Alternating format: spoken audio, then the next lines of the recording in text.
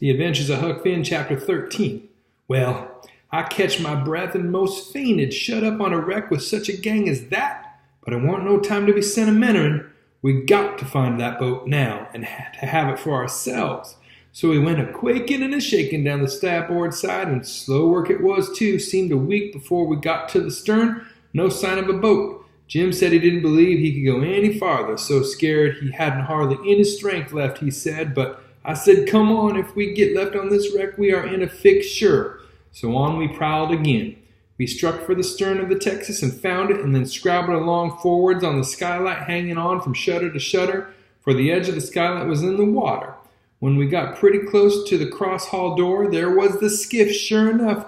I could just barely see her. I felt ever so thankful.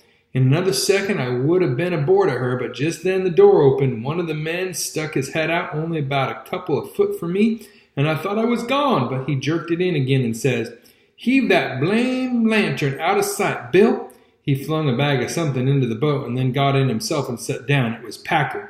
Then Bill, he come out and got in.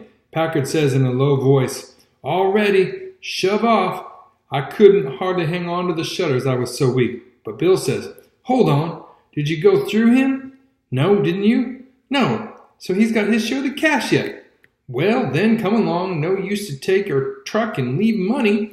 "Say, won't he suspicion what we're up to?" "Maybe he won't, but we got to have it anyway. Come along."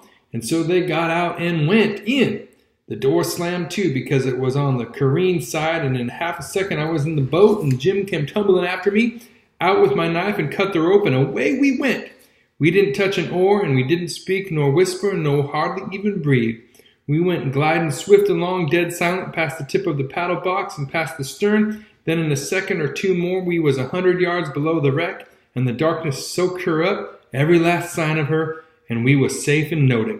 When we was 300 or 400 yards downstream, we see the lantern show like a little spark at the Texas door for a second, and we knowed by that the rascals had missed their boat and was beginning to understand that they was in just as much trouble now as Jim Turner was. Then Jim manned the oars, and we took out after our raft. That was the first time that I begun to worry about the men. I reckon I hadn't had time to before. I begun to think how dreadful it was even for murderers to be in such a fix. I says to myself, there ain't no telling but I might come to be a murderer myself yet, and then how would I like it? So I says to Jim, the first light we see will land 100 yards below it or above it in a place where it's a good hiding place for you and the skiff, and then I'll go and fix up some kind of yarn and get somebody to go for that gang and get them out of their scrape so they can be hung when their time comes. But that idea was a failure, for pretty soon it begun to storm again, and this time worse than ever. The rain poured down and never a light showed. Everybody in bed, I reckon. We boomed along down the river, watching for lights and watching for our raft.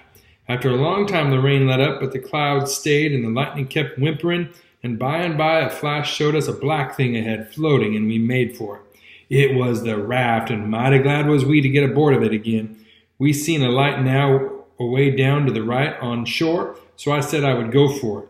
The skiff was half full of plunder which that gang had stole there on the wreck. We hustled it on to the raft in a pile, and I told Jim to float along down and show a light when he judged he had gone about 2 miles, and keep it burning till I come. Then I manned my oars and shoved for the light. As I got down towards it, 3 or 4 more showed up on a hillside. It was a village. I closed in above the shore light and laid on my oars and floated. As I went by, I see it was a lantern hanging on the jackstaff of a double-hull ferry boat.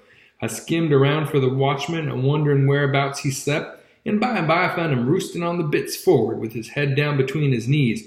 I gave his shoulder 2 or 3 little shoves and begun to cry. He stirred up in a kind of a startlish way, but when he seed it was only me, he took a good gap and stretch, and then he says, "Hello, what up? Don't cry, bub. What's the trouble?"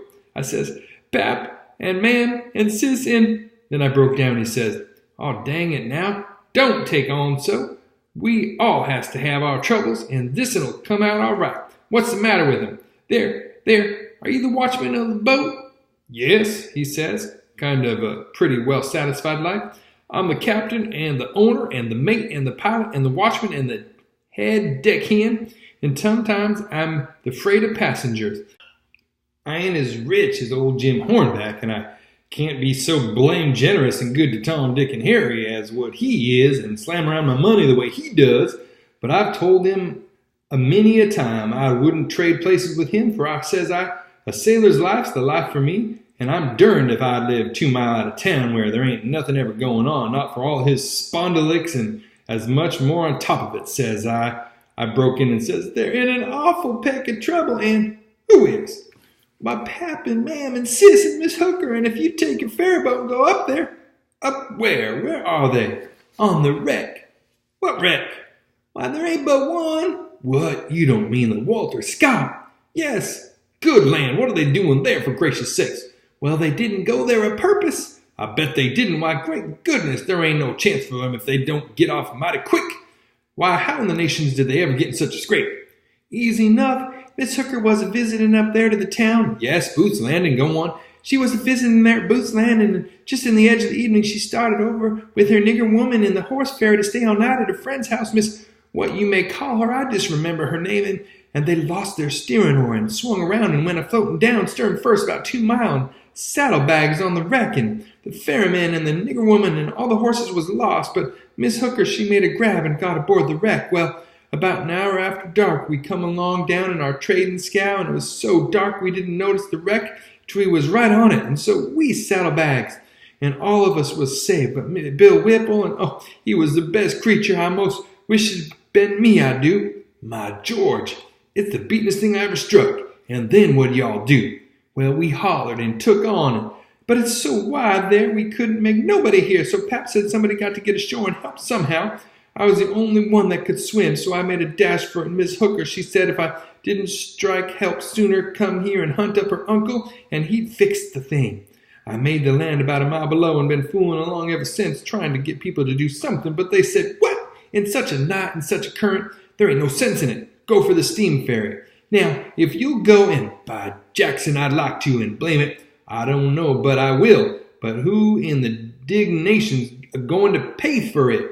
Do you reckon your pap? Why, that's all right. Miss Hooker, she told me particular that her Uncle Hornback, great guns, is he her uncle? Looky here. You break for that light over yonder way and turn out west. When you get there, in about a quarter of a mile, you'll come to the tavern.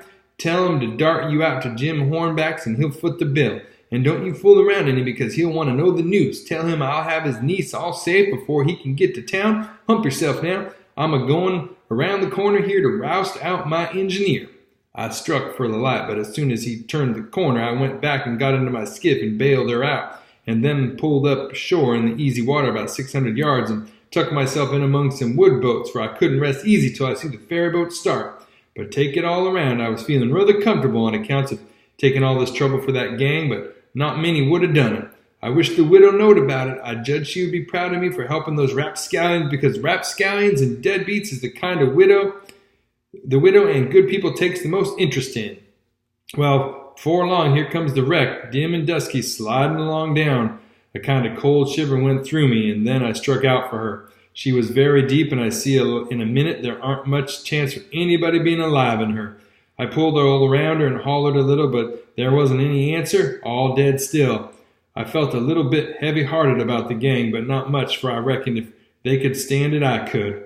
Then here comes the ferry boat, so I shoved for the middle of the river on a long downstream slant, and when I judged I was out of eye reach, I laid on my oars and looked back and see her go and smell on the wreck for Miss Hooker's remainders, because the captain would know her Uncle Hornback would want 'em. And then pretty soon the ferry boat give it up and went for the shore, and I laid into my work and went a-booming down the river.